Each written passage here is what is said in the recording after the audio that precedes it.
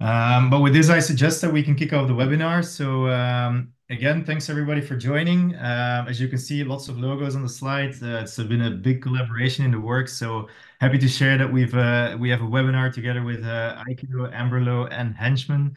This has all been organized and promoted by ELTA, the European Legal Tech Association. So thanks, Holger, who is also in the call, for bringing us together.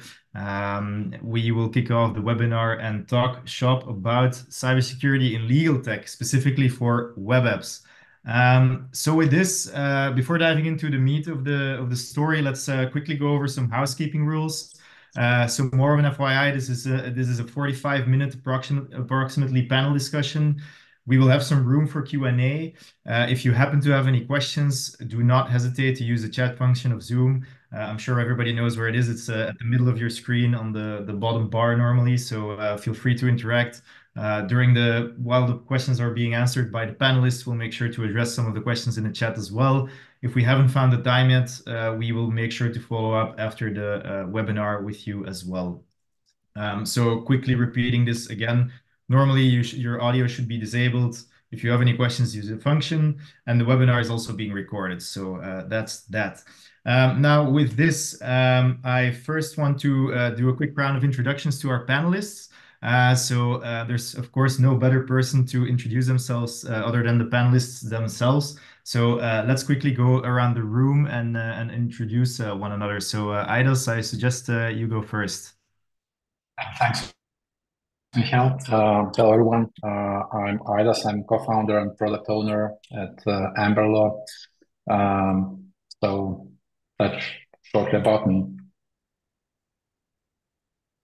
All right, awesome, cool. So we have Roeland next. So Roeland, you can go. Hi, everyone. My name is Roeland. I'm one of the co-founders of Aikido. I do the commercial side and also the operational side over here. And Aikido is a software security product. All right, perfect. And then last but not least, we have Wouter. Hi, I'm Wouter. I'm co-founder and CTO at Henchman. Henchman is a legal tech startup scale-up based in Ghent. What we actually do is we help lawyers draft complex contracts. And we do that by analyzing all the previous contracts that a law firm or legal department has written. And we get those clauses, those definitions. We know from which contract type that content comes from. And then what are we in essence? We're actually in essence in a very advanced search engine in Word, because all lawyers are drafting in Word. So next time you're drafting a contract, you know that little piece of content, your colleague might have written something like that. You actually go to that add-in and Google you can search, for example, for a termination clause, and you will find all termination clauses written company-wide. And that's in essence what we are.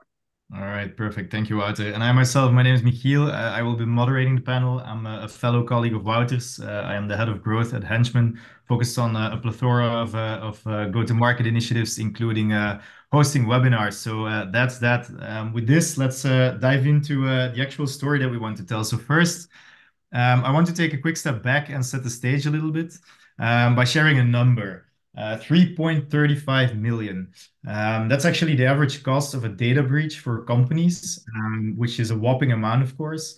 And in today's day and age, it's no surprise that companies feel the need to invest heavily in security, whether it's internal policies or whenever you're evaluating technology. And of course, this is no different from how law firms are evaluating tools right now, or how legal tech vendors in return are developing their solutions, given the huge amounts of sensitive data they're dealing with every day.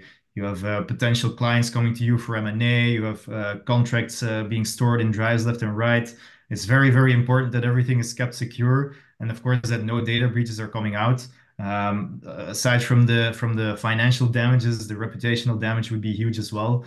And that's why we, of course, brought together thought leaders from both the cybersecurity as well as the legal tech space, who just introduced themselves, to talk shop about delivering secure products to law firms, and also how legal tech vendors behind driving operational efficiencies in law firms actually develop their products. So with the intro out of the way, let's dive into the first question.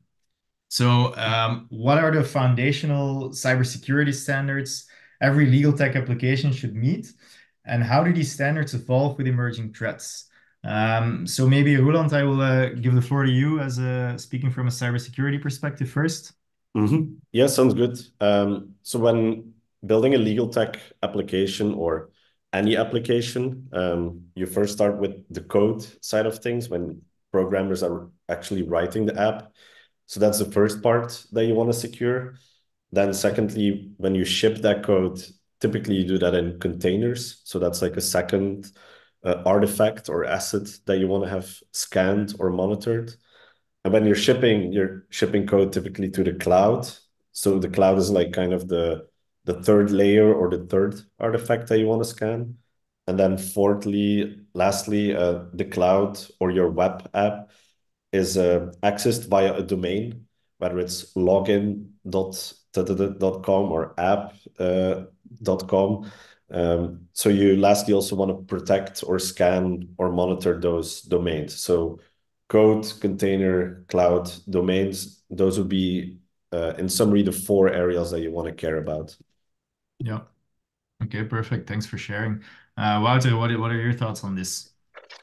Yeah, maybe to start off, I don't know if there's that much difference between legal tech and let's say fintech or medtech. You handle sensitive data, and it's more the difference between does a vendor handle sensitive data or don't, right? And then we noticed that a couple of things are important. Compliancy, one side, ISO 27001 and SOC 2. Those are big ones. It's not that, if a software company has those that they are 100% secure, but if they don't, you notice that they don't take themselves that serious around security, or they don't have the resources yet, right? So it will really filter out that bottom of companies that are not there yet. So I think that's also an important one to select legal tech software vendors. And then there are a couple of, besides compliancy, just the continuous standards that you have to comply to, and that's Aikido, for example. And I think Roeland will maybe explain a bit more, but yeah, it does scan your infrastructure, but also your code in a continuous way, right? Also, another one is integrity. Integrity is the tool that we use. Is bug bounty hunting. So it's actually hackers or researchers, like they call them, that actually continuously test your systems. It's also handy compared to just scanning tools. They are more creative, and I think it's also a nice mix compared to some of these other tools. And maybe what's also important, or most of these breaches, also a bit like you said, Michiel, is that it's a lot social hacking also. Phishing. We use a tool called Fished.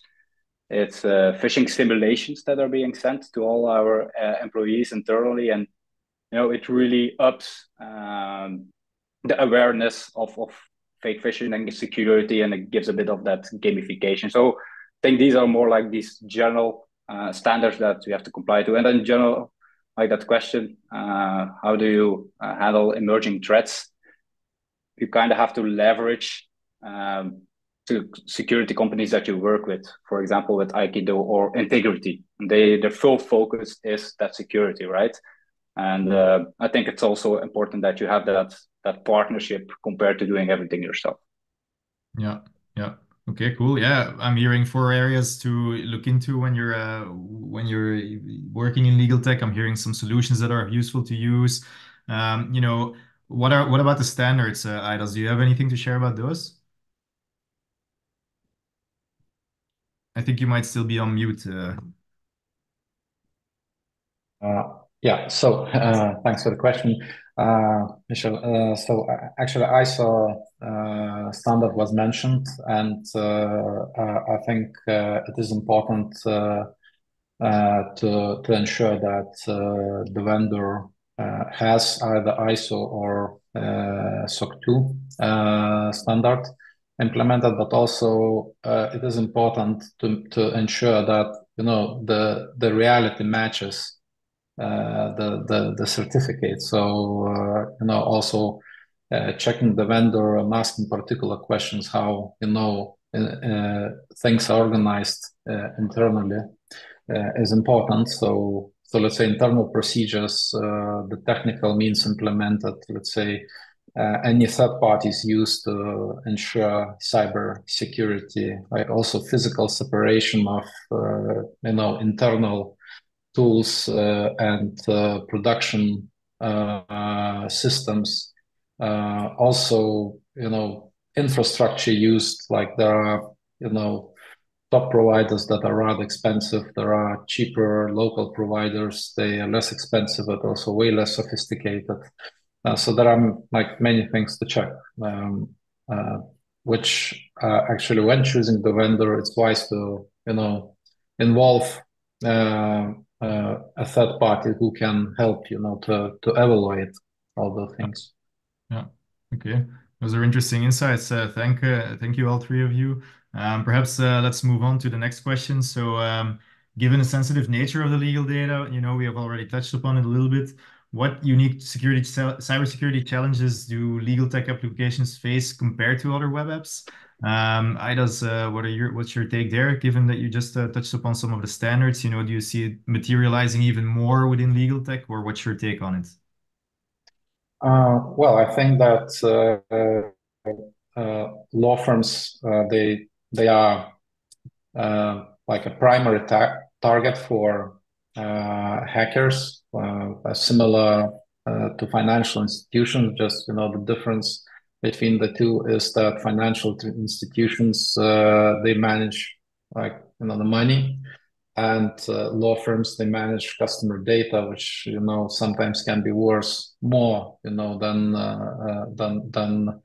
the whole portfolio of the financial institution. So they are like very very sensible to hacker attacks. And actually there were there was a number of attacks where a law firm was hacked, and then the clients were targeted. So I think it's in the top risk area. Yeah, yeah.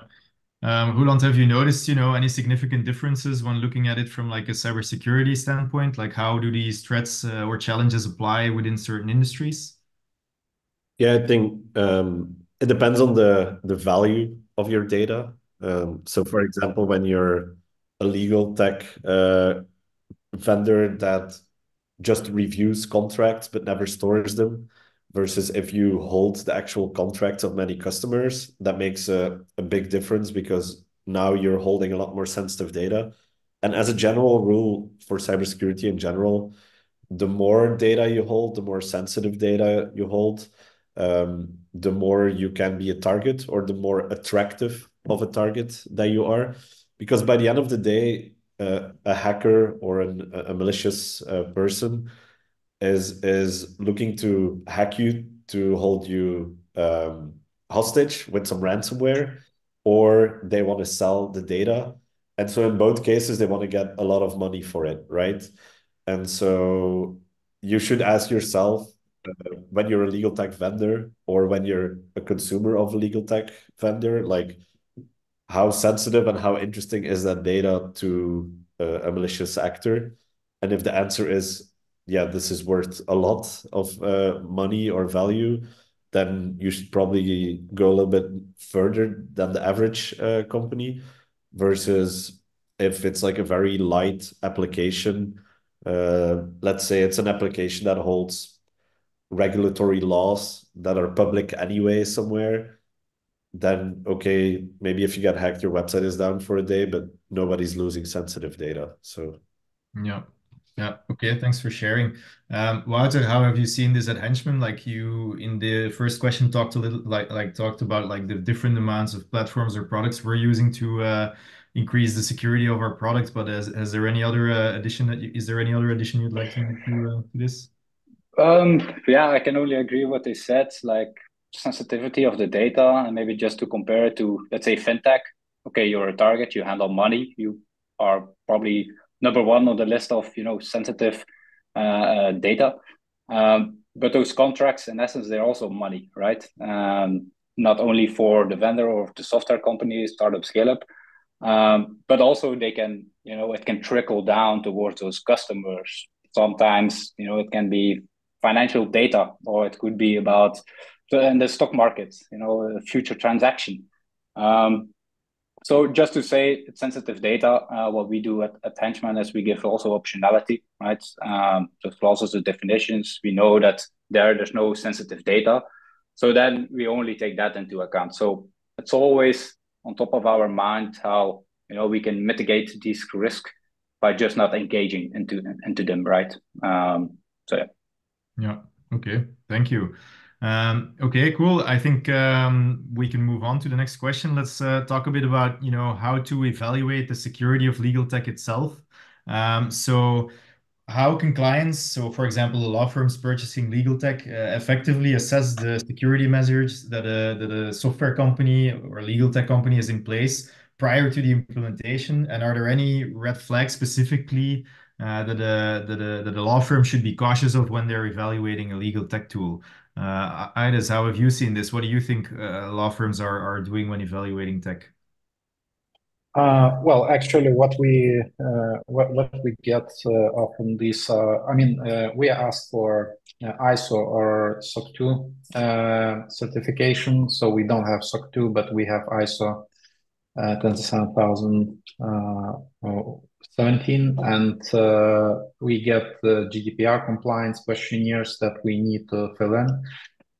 We are usually with large organizations, we are involved in tech sessions where they invite external experts, and they dig deep to make sure that we have adequate tech and policies in place.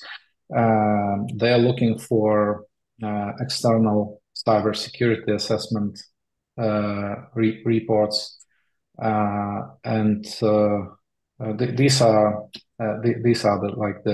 the main things. And also, time to time, we have checked for the past cybersecurity incidents, which we luckily didn't have so far, and I think this is quite a good achievement because we launched the platform in 2017, and I think I'll not disclose the numbers, but we see tries to breach our systems like on a daily basis from some famous locations, let's say. So that I think these are the topics we touch when talking to the clients. Yeah, I know during the prep call you mentioned indeed that the customer base of Amberlo, sometimes they don't really have a main IT department or employee in place. So, the basic checklist requirement, Now actually we come to the fun part, because I think also sometimes we feel some skepticism from law firms that we as an organization can better protect their data than they can do it themselves. But I think what we see very often at smaller organization, but they simply cannot invest to have the proper protection, and our recommendation in that case is go cloud only, and don't even try it, because what we see is like very basic infrastructure, like a law firm has a router provided by a telecom or internet service provider, which has known security issues that are publicly available, and they still think that placing infrastructure in the office, like making a small data data room or server room, it will be more secure than hosting the data at Amazon, AWS, or on Microsoft Azure, and being managed by the company which spent years on making it to where we are today, and also including all the cybersecurity, hardening cybersecurity continuously, and making sure that we can cope with the changing cybersecurity landscape. Yeah, indeed. So indeed, I'm hearing, law firms aren't really good at securing their own assets. I know we jokingly talked about them having a simple router with basic protection at the firm in place. So that's why we as legal tech companies and cybersecurity providers are here to, of course, support them with the vast amount of resources that we have behind us to help the law firms out. So I think from that same perspective, Roeland, are there any thinking about the implementation within legal tech of Aikido as a cybersecurity solution, have you considered any questions that you could or should ask your legal tech provider? Let's say you are a legal professional or are within an IT department at a law firm evaluating new technology. I think there's a couple of levels to it. So the easier, the first thing you can ask any legal tech vendor is whether you're ISO and SOC 2 compliant. But you should actually understand that if and when they are ISO compliant or SOC 2, like what does that actually mean, or what boxes does that already check? Because by the end of the day, if they don't have an ISO, you want to give them a security questionnaire. And ISO and SOC 2 are basically shortcuts almost. Like if they're ISO and SOC 2, you can already check half of the boxes or a third or three-fourths, three-quarters. But then again, depending on like how sensitive the data is, you're going to be storing on that system. Let's say you're going to put all your contracts, all your lawyers with user accounts, all their contact information on that system. Maybe a SOC 2 or ISO is not good enough or not deep enough. And at that point, you might want to ask some deeper questions. And to determine what those questions can be, I think it's best to either hire a security consultant that can assess that for your company, for that specific legal tech vendor. Obviously, that's kind of expensive, right? That you would need to hire a person. But I guess if you're going to be doing this all the time, it might be worth investing, setting up that initial questionnaire so that you can reuse it for all your vendors, and then you have a standard by which you operate. But I think this community here today, the webinar and Holger, are a great source to maybe have like a community crafted checklist or work on such a list together, because it's going to be the same or similar in every situations, and there could be a good template for that, right? Mm-hmm. So that's how I would go about if I were to buy legal tech, that's how I would go about it. Yeah, okay. And I think you already gave us almost a bit of homework by creating a checklist and making sure that we provide it to our all of our registrants. But I heard Yeah, I some. mean, for example, like ISO and SOC 2, they don't say anything about secret scanning, for example. And I'm not going to spend half an hour now explaining all of the things that ISO and SOC don't do. But they also don't say anything about container scanning or infrastructure as code scanning. Or ISO says something about malware scanning, but only the 2022 version. But SOC 2 doesn't say anything about malware scanning.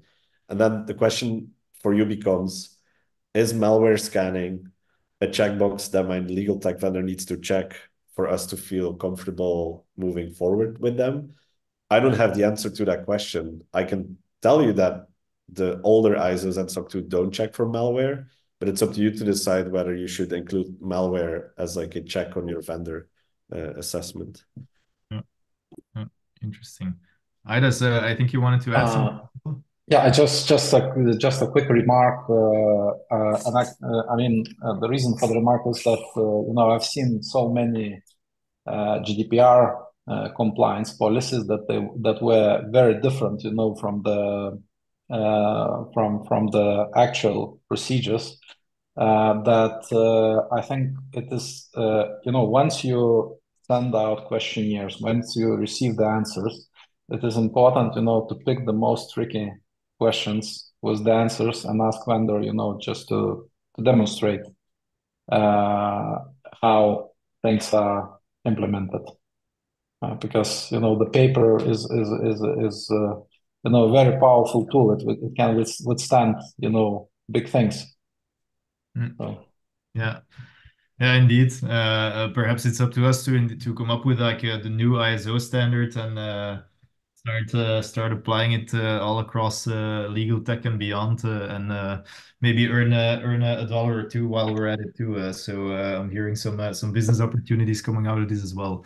I think let's move on to the next question. I think the next question is already briefly touched upon in some of the answers I heard, and it's about the whole on-prem versus cloud evaluation. So I think it's no surprise, GPT has been an accelerant for law firms evaluating legal tech. However, there's always been a back and forth around hosting technology on-prem versus in the cloud. I think now with this panel, it's probably a good opportunity to dive a bit deeper into, what the potential differences are or what the impact could be for a law firm evaluating legal tech. So I'd like to hear some of your thoughts. So Wouter, what do you think about the on-prem versus cloud conversation? Yeah, this is something that Henchman, Henchman exists now 5 years. 5 years ago, there was more like holding back going towards the cloud. A lot of customers were also on-prem, even though sometimes they don't always know what it means. So maybe I'll just split it up. Like on-prem is actually having those servers physically and running your applications there. Then we kind of have something between on-prem and cloud. It's more the private clouds where customers, and this is something we see more and more, where they actually adopt an Azure and Google Cloud Platform or AWS, where they actually run all the applications inside of their own network. And then, of course, there's the cloud. For example, Henchman runs fully in our Henchman cloud. And then the customers adapt that technology. So that's a bit the split up. And yeah, to say currently to be on-prem is very, very outdated. I mean, if you still are on-prem now, then we're going to have a very hard time, I think, the coming years. Private clouds, you can play around with it, but it all linked with your level of risk that you want to take. But again, you're going to be excluded by a lot of innovation, right? And that's very hard. You have to find that balance. If I don't want to get hit by a car, I will stay home forever. Then, if I go a bit further now and then, I cross the street, I look left and right, but I still take those measures. So my advice would be for actually all legal companies to adopt the cloud 100%, but don't just go in, don't just adopt tools. We talked about it in the previous question. Know that there's a security checklist. It doesn't have to be 200 questions and a lot of resource for you as a company. It can be a basic question, but then also do it for all the tools that you adopt, and have that first layer of security, knowing what you're actually buying yourself into. So yeah, I think to summarize it is that like go full cloud, but know which tools you're gonna adapt. Yeah. Okay. Thank you. Roeland, do you have any additions to make on this? Cloud versus on-prem is a risk assessment. If you have the data in the cloud, you're outsourcing the management of the risk of that data being in the cloud to that party that manages the cloud. If you're taking it on-prem or keeping it on-prem, then you're taking the risk to yourself. It gives a false sense of security when you're taking things on-prem that by default security is better or more. That's not true. Or that could be true, but that's not true by default, right? When you keep it on-prem, you're responsible for security on-prem. And it happens often, not all the time, that the security on the cloud is better managed than your own security in-house on-prem. So my recommendation is that if you have a top-notch on-prem program for yourself with dedicated security people that know very well how to manage that on-prem, then that is definitely a viable option, especially if you don't fully trust your cloud vendors or they haven't shown you or displayed that they can properly secure the cloud, then that's definitely an option. But if you're dealing with very high professional cloud providers and you do not have the in-house resources to manage your on-prem, it's probably safer to go with the cloud version, because on-prem, there's also a lot of security risks. And so cloud versus on-prem for me is like, where do you want the risk to be and who do you want to manage that risk, basically? Yeah, yeah, okay, interesting. Aidas, do you have any additions to make on this based on the responses about Roeland? Well, I think that at least from my perspective, the answer is rather obvious, except you can, secure your infrastructure better than, your vendors and including cloud infrastructure providers, and you can, vary the cost. And I would say on premises is an option. In all other cases, it becomes a threat to the organization because very often on-premise becomes a single point of failure, because if your perimeter is breached and one system is accessed, very often it means that all the other systems are accessed as well, because I rarely seen, really multi-layer cybersecurity approach where, like every app is isolated in a separate, security zone, and then you have multiple layers, between the app layers, and then you have additional tools just to prevent, that the layer is hacked and so on, which you normally have, let's say, if you build a modern SaaS application. So, and then somebody implements a leading firewall, and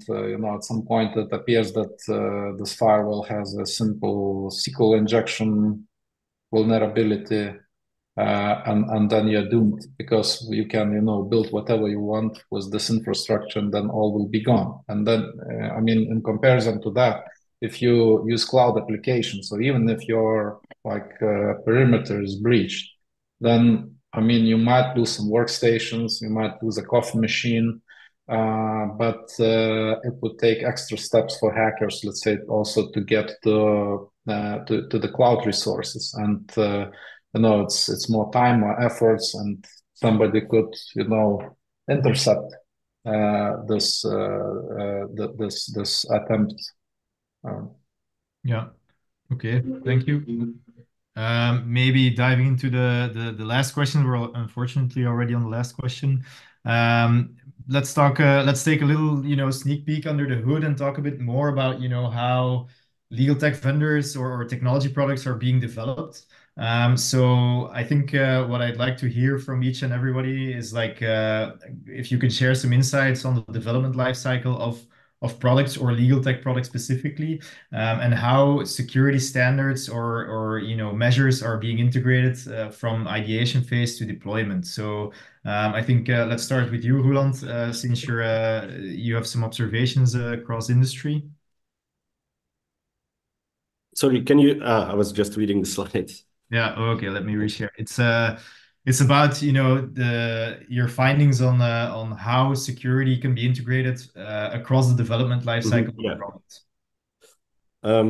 I think that actually goes back a little bit to the first question, like the areas from like code, container, cloud, domains. That's like almost the life cycle of development.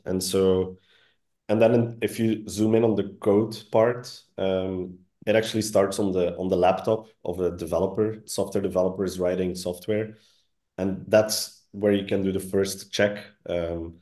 We specifically with Aikido, that's kind of what our product does. We have a plugin for that environment, so that when they're writing code, we can do already the first checks. When they are then ready with writing the code and it's reviewed and they push the code to the company code base, when they're doing that push, we can scan that push if it doesn't have any vulnerabilities, secrets in there, open source that they should be using. Then when it's in company repositories. That's like the code base, it's called. We can scan that code base for any vulnerabilities, and then we can scan the containers, and then we scan the cloud. So basically, in every step of the life cycle, there's some checks that you can do. And then it's also about balancing the hardness of the checks, because if you're gonna block all types of vulnerabilities on all levels, and with levels I mean low, medium, high, critical. If you're gonna block them starting at medium, then you're gonna really slow down development, because at every step that they take, they will be stopped because of some security check that they need to fix. Sometimes it's a little bit easier to only block the criticals, and then maybe solve the highs later in a focused moment. And so that's a little bit the job of the technical leader combined with the input of the security people to determine what checks you perform where and how strict you're going to be with them.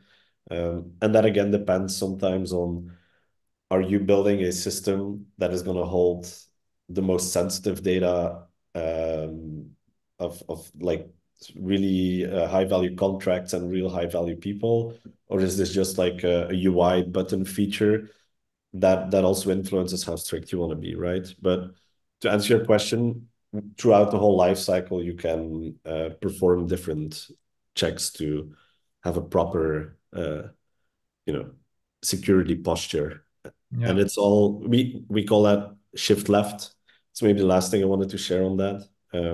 In the world of security products, this is referred to as shifting left in the life cycle. So that means going earlier, because catching something earlier in the cycle is easier to fix than when it's live with a customer already, and then it's too late and too hard to fix. Yeah, yeah. Perhaps putting the theory into practice, Wouter and Aidas, can you share some examples of how Amberlo and Henchman are doing this during the development of your products? Sure. So yeah, during the development lifecycle, it's also a bit the usual suspects. In our case, let's say a feature get developed, then once that PR is opened, so the pull request, so the code is up for review, to say so. Then there's already like other team members who actually have to approve that PR. That's also the general flow, but it is important because like Roeland said, it can already start there very early. I think also seniority is important from your engineers, people who have kind of done it before, and that's very hard to assess. I know, but it starts there once that's being not approved, but when it's opened. There's actually a couple of checks. We leverage Aikido, for example. We also have static code scanning, which is a bit linked, like Aikido does. But again, you can set the level of sensitivity, and these tools also. So that's also one that we add. For example, there's more QA tools, for example, that you can test through your tool as everything is still working. That's a bit the usual. Once it's approved, it goes to staging. And I think there is also where it gets important is because I talked about integrity, bug bounty hunting. I don't think there's many other tools. They go where other scanning tools rather don't go. I think it's very important that you leverage that you work together with these researchers, with the hackers, to give them the tools, give them the right, give them the right tools to actually find the needed possibility of bugs or anything else. So that's also, for example, a blocker when you actually deploy it to production. And then we have the usual suspects besides the development lifecycle, but as your two-factor authentication everywhere enabled, all that kind of stuff. But I think legal tech, there's not that much specific. We do, for example, handle more possibility of sensitive data, but for that we always have to be up to date around new privacy regulations.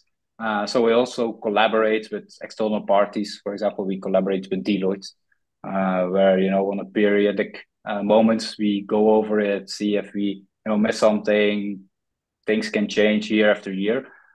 So just to make sure that we're on top of our game there. Yeah. Okay. Thanks for sharing. How do you see, are there any similarities at Amberlo Aidas, or how is it? Well, actually, yes, because I think that these days, companies that using modern tech stacks, they more or less stick to the same and to similar practices and policies. What I would like to mention, in addition, what we use is we use a lot of automation that makes it easier to ensure certain cybersecurity aspects. Like, for example, like we do not need like some extra checks for SQL injection vulnerabilities because this is ensured on the framework level. We use also standard, like a lot of standardization, like for example, when it comes to authorization authentication, so that there is no like some custom approach to that, which can end up badly. Like I've seen some legal tech products which store session ID and URL, and you can share it with the world, and then anybody in the world will have the same access as the person who shared the link. We have complete separation. Well, I think I already mentioned that we are cloud only, so anything we use only cloud tools, and we do not have any infrastructure that we would need to manage on our side.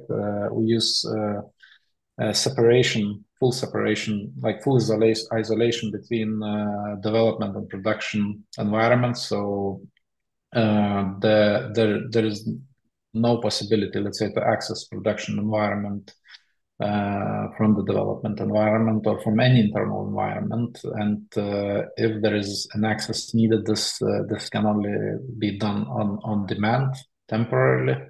And there's some more sophistication around that actually. And we use hackers. And time to time we pay bounties. So far nothing really critical was discovered, but time to time they they find some small things which could become nasty under certain circumstances. And actually, some years ago we had an issue when one Serbian hacker managed to get to the payment gateway. So they managed actually to misuse the pay feature to check fraudulent cards. So I think it took like 15 minutes to detect this strange behavior, because if somebody starts massively trying payments, this looks suspicious. And then I come to the next point, which I think also wasn't mentioned. The monitoring. So the monitoring infrastructure, let's say, the monitoring for your infrastructure, for your apps, for the user behavior, and efficient communication to the responsible people. Like, if there is something strange happening, then we have some alerts, and then we can react. We can block some particular IPs, regions, or some services on our side, so we can we can quickly understand what's going on and then take measures. But I think that at Henchman you have most of that covered as well, so pretty sure. Yeah, and I think, if anything, it can be a good source of inspiration for all of the aspiring legal tech developers that are on this call. So I think it's still good to share regardless. So thank you for that. And just like how law firms love being punctual, I do have to say we're already slightly over time, but which leaves us some wiggle room for the Q&A. So far there haven't been any questions coming in. So I don't know if there will be any questions coming out of the chat right now. If not, we can use this like a minute or two if anyone has any, closing remarks to share.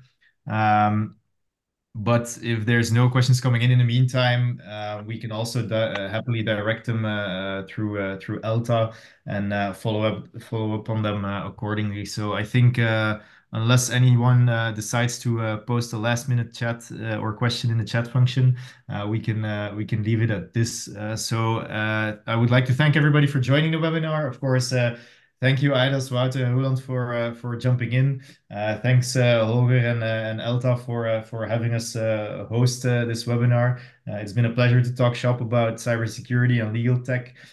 So again, if you have any other questions or thoughts, feel free to address them to Holger or to ELTA in general, who will then direct the questions accordingly to any one of us.